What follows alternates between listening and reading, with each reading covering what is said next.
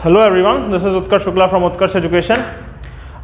विराम चिन्ह के दूसरे लेक्चर में आज हम इन विराम चिन्हों के बारे में पढ़ेंगे। समास चिन्ह, उद्धरण चिन्ह, अवतरण चिन्ह, उच्चारण चिन्ह, विवरण चिन्ह और लाघव चिन्ह। वर्णमाला के जो विराम चिन्ह थे उनके पहले लेक्चर में मैंने आपको विभिन्न प्रकार के अन्य विराम चिन्हों, अल्पविराम, पूर्ण विराम, अर्धविराम, प्रश्नवाचक, इनको आदि को पढ़ाया था।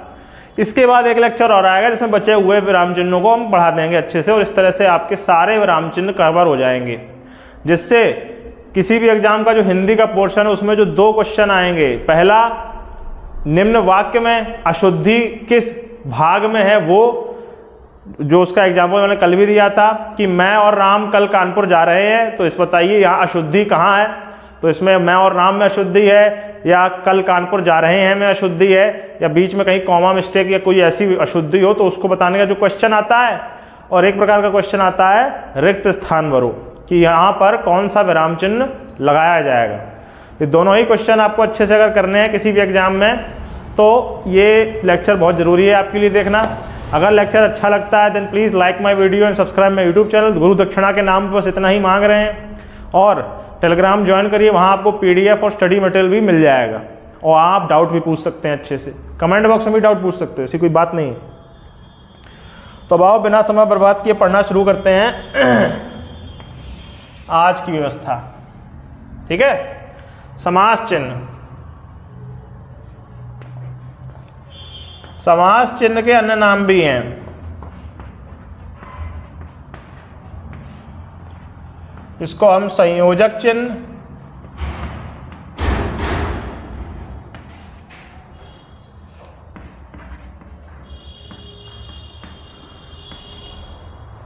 या फिर निर्देशक चिन्ह भी कहते हैं।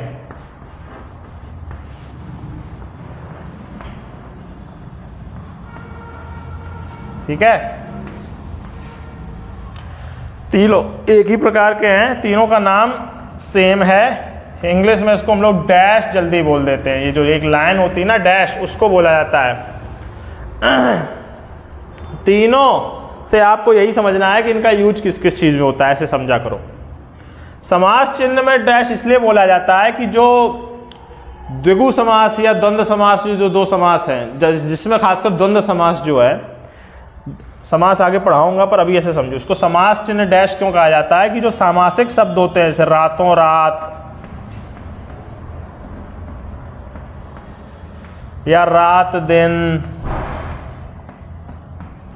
इस तरह के शब्दों को समझाने के लिए भी बीच में इसका प्रयोग किया जाता है। इस कारण से इसको समास चिन्ह कहा जाता है कि समास का अर्थ होता है जब दो शब्द मिलकर आपस में एक तीसरा शब्द, एक तीसरा भाव बनाते हैं, तो उसे समास कहा जाता है। तो यहाँ रातों और रात मिलके एक भाव बना रहे हैं कि रातों रात, वो रातों रात भाग गया।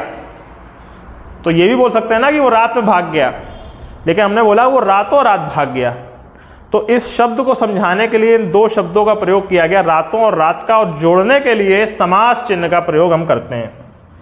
इस कारण से इस डैश को, इस निर्देशक चिन्ह को समास चिन्ह भी कहा जाता है।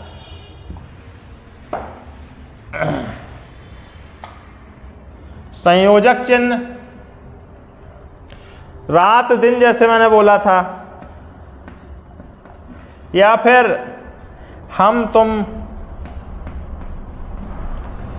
दो शब्दों के संयोजन को करने के लिए भी बीच में डैश का प्रयोग किया जाता है। ठीक है, दो शब्दों को जोड़ने के लिए भी बीच में डैश का प्रयोग किया जाता है। डैश के प्रयोग के या संयोजक चिन्ह के प्रयोग का एक और नियम भी है, वो है जब हमें असंख्य या असंख्यावाचक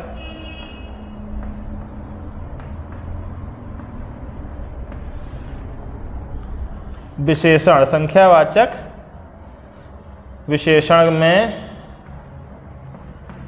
जोड़ना हो, तो मतलब क्या है इसका? असंख्यावाचक, अनिश्चित संख्यावाचक या अनिश्चित परिमाणवाचक जो भी है, कुल मिला के इसका अर्थ है कि जब ऐसा कोई विशेषण, ऐसा कोई विशेषता बताने वाला शब्द जिसकी क्वांटिटी, जिसकी मात्रा बिल्कुल एग्जैक्ट आपको पता ना हो, उसको बताओगे तब बीच में डैश लगाना पड़ेगा। जैसे कम से कम,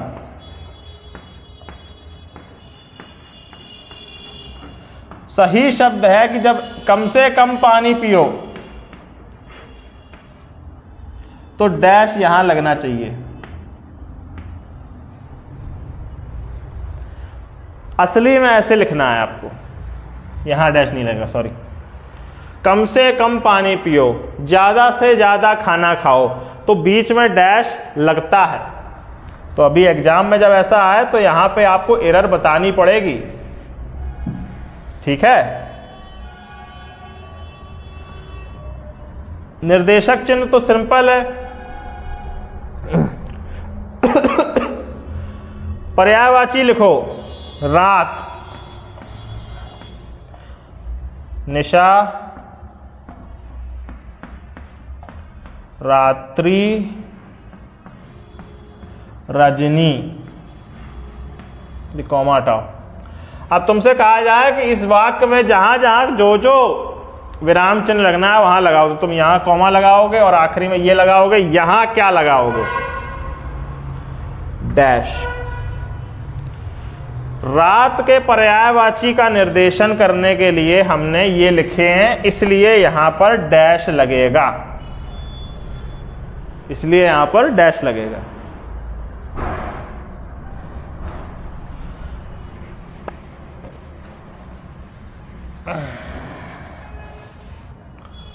समास चिन्ह हो गया। चलो अब आया उद्धरण चिन्ह, अवतरण चिन्ह। अवतरण चिन्ह जनरली कहा जाता है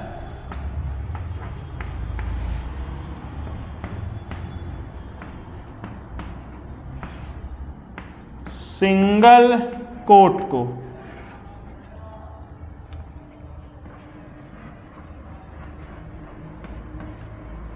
ये जो सिंगल होता है इसको कहा जाता है अवतरण चिन्ह, ठीक है। अवतरण चिन्ह का प्रयोग कहां कहां होता है? उपाधियों में, विशेष नामों में, विशेष नाम। अब वो नाम किसके हो सकते हैं? व्यक्ति के नाम हो सकते हैं, वस्तु के नाम हो सकते हैं, संस्थान के नाम हो सकते हैं,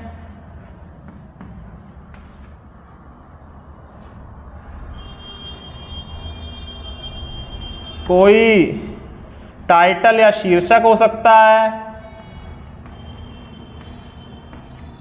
स्थान भी हो सकता है, ठीक है। इन जगहों पर अवतरण चिन्ह का प्रयोग होगा। कैसे? अब एक एक करके एग्जाम्पल देखो। उपाधि, उपाधि में ले लेते हैं रामधारी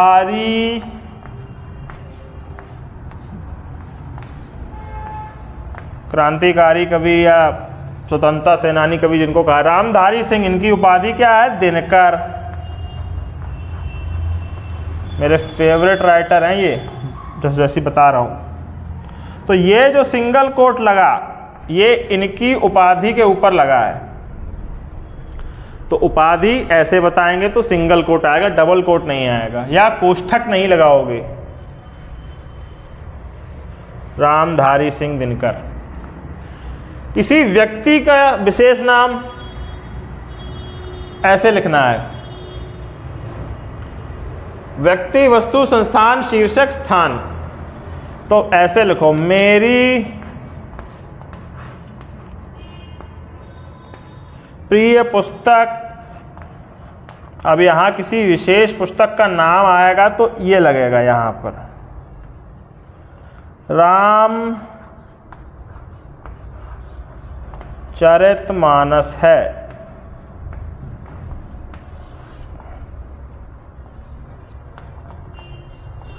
तो पुस्तक, एक विशेष पुस्तक का नाम हमको बताना है जो मेरी प्रिय है, तो इसके यहां आगे भी सिंगल कोट लगेगा। याद रखना ये सब अशुद्धि छांटो या शुद्धिकरण करो में बहुत पूछा जाता है। सिंगल कोट बहुत कंफ्यूजन होती है लोगों को। व्यक्ति हो गया, वस्तु का नाम हो गया, अब संस्थान, शीर्षक और स्थान बचे हैं। ठीक है, मेरा देश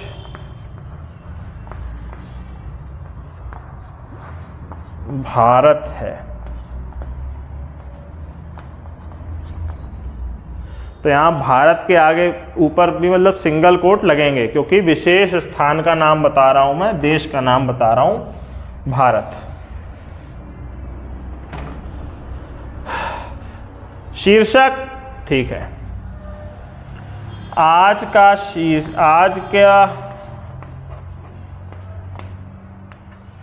शीर्षक है। अब यहां पर निर्देशक चिन्ह लगेगा ऐसे, क्योंकि इसका निर्देशन दे रहा हूं मैं, और उसके बाद आएगा सिंगल कोट, मारना। मान ले चलो किसी डाकुओं की सभा में ये मान लो चर्चा चल रही, आज का शीर्षक है मारना, तो सिंगल कोट यहां से आएगा। इस तरह से विशेष शीर्षक के आगे सिंगल कोट लग गया, और यहां डैश लगेगा क्योंकि निर्देशन दिया जा रहा है। संस्थान तो है ही, मेरे संस्थान का नाम,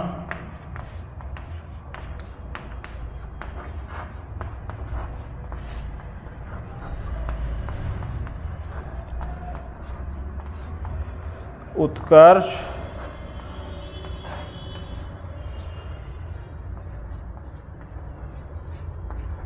एजुकेशन है।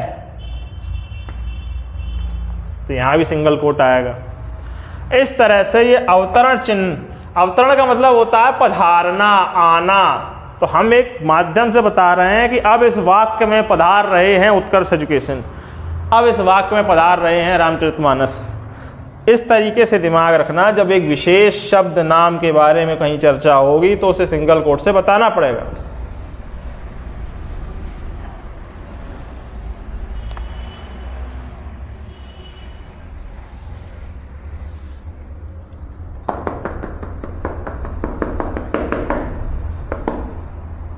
चलो अगली बात, उद्धरण।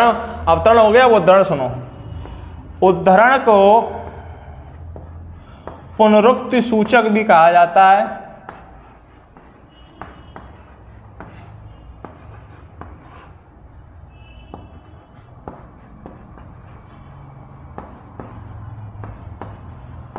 पुनरुक्ति सूचक चिन्ह भी कहा जाता है। डबल कोट जो होता है,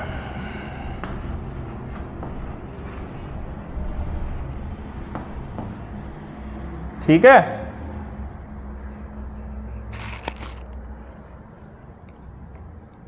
हाँ, डबल कोट जो होता है, डबल कोट कहाँ कहाँ लगता है? किसी का कोई कथन हो वहां लगता है। पिछले लेक्चर मैंने बताया था, जैसे कि राम ने कहा, अरे जटायु, यहां पे ये लगेगा क्योंकि संबोधन है, और उसके आखिरी में ये लगेगा, राम ने कहा अरे जटायु। तो ये जो कथन है, इसके पहले, उद्धरण के पहले अल्पविराम आता है, ये पिछले लेक्चर में मैंने बताया ही है। ये उद्धरण डबल कोट होता है क्योंकि ये किसी व्यक्ति का कथन है, लेकिन ये तभी होता है जब कथन के रूप में उसको लिखा जाए। अभी मैं यहाँ पर ऐसे कर दूँ, राम ने कहा कि, कथन रूप में ना बताऊं अरे जटायु, तो ये हट जाएगा, ठीक है। तो ये याद रखें। इंग्लिश में इसको डायरेक्ट इनडायरेक्ट स्पीच कहा जाता है, जैसे हिंदी में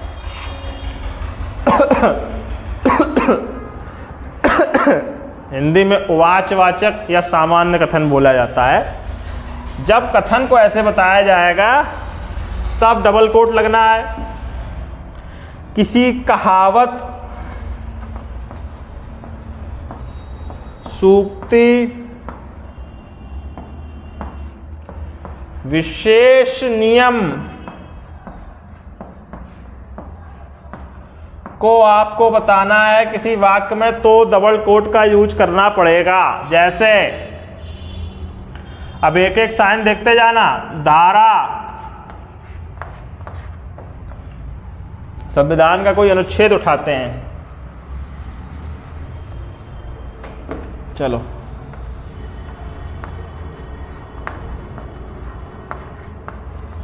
ठीक है, संविधान का कोई अनुच्छेद उठा लो। अनुच्छेद कोई भी उठा सकते हो, 3 से 5 उठा लेते हैं। चलो, अनुच्छेद 3 में लिखा है, अब अनुच्छेद 3 में लिखा है, ऐसे कहोगे तो कोई कह नहीं रहा है तो यहां डैश लगेगा। ठीक है, कि भारत संघ राज्यों का संघ होगा।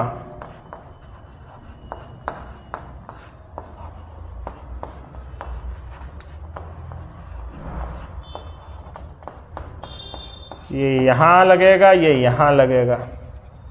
ठीक है, तो ये जैसे एक कहा विशेष नियम है ना अनुच्छेद 3 संविधान का, तो इसमें यहां डबल कोट लगा है। या फिर कथन या सूक्ति में आ जाओ तो हमारा संविधान वाक्य है या न्याय वाक्य है, फिर डैश लगाओ, डबल कोट लगाओ, सत्यमेव जयते।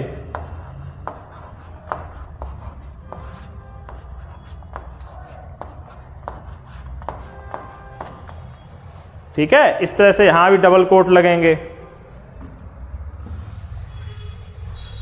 तो उद्धरण चिन्ह का प्रयोग इस तरह से होगा।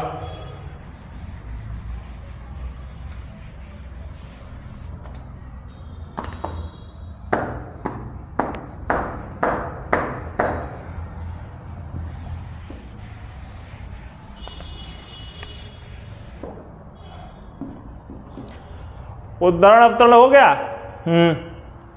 ये उच्चारण चिन्ह अब हिंदी में नहीं है, अब संस्कृत में, लेकिन इसका प्रयोग अभी भी होता है।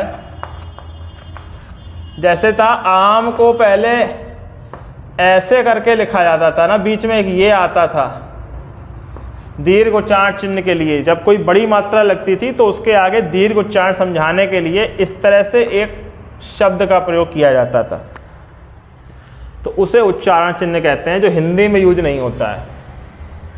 विवरण चिन्ह, विवरण चिन्ह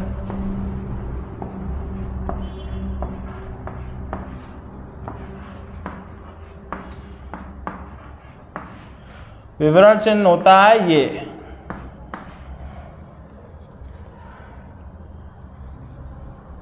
ठीक है, किसी बात को स्पष्ट करना हो, किसी तथ्य, बात,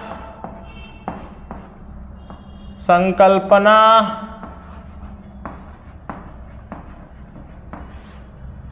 को स्पष्ट करने के लिए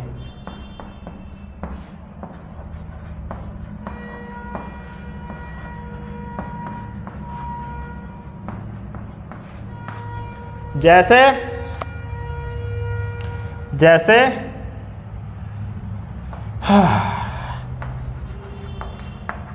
जनरली ऐसे लिखना चाहिए हिंदी भाषा में, वचन निम्न प्रकार के होते हैं। एक वचन, बहुवचन। लेकिन यहां पर तुम इस वचन के प्रकार को समझा रहे हो तो डैश नहीं लगेगा, ये विवरण चिन्ह यहां आना चाहिए। नियम ये कहता है, नियम ये कहता है। किसी परिभाषा को बताना हो तो भी विवरण चिन्ह लगेगा।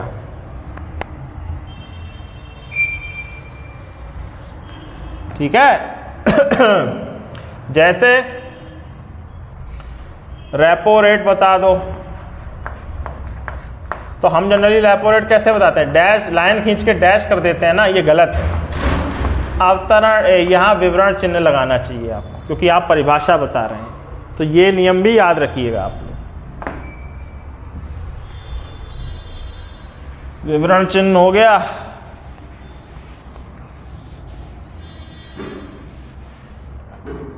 अब आइए लाघव, संधि विच्छेद। लघु इको या उको वा होता है ना, लघु धन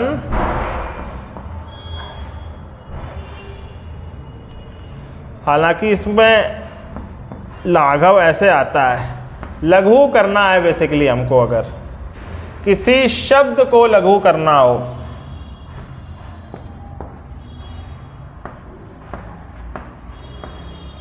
किसी शब्द को छोटा करना हो अगर, तो लाघव चिन्ह का प्रयोग होगा।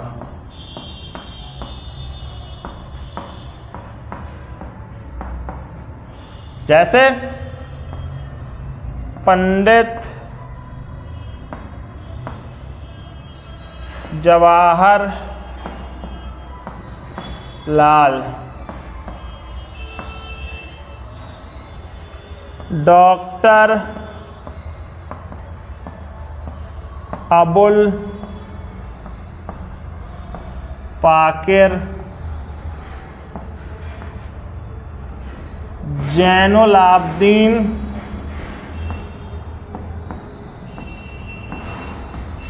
one of the biggest scientists that India has produced, Abdul Kalam.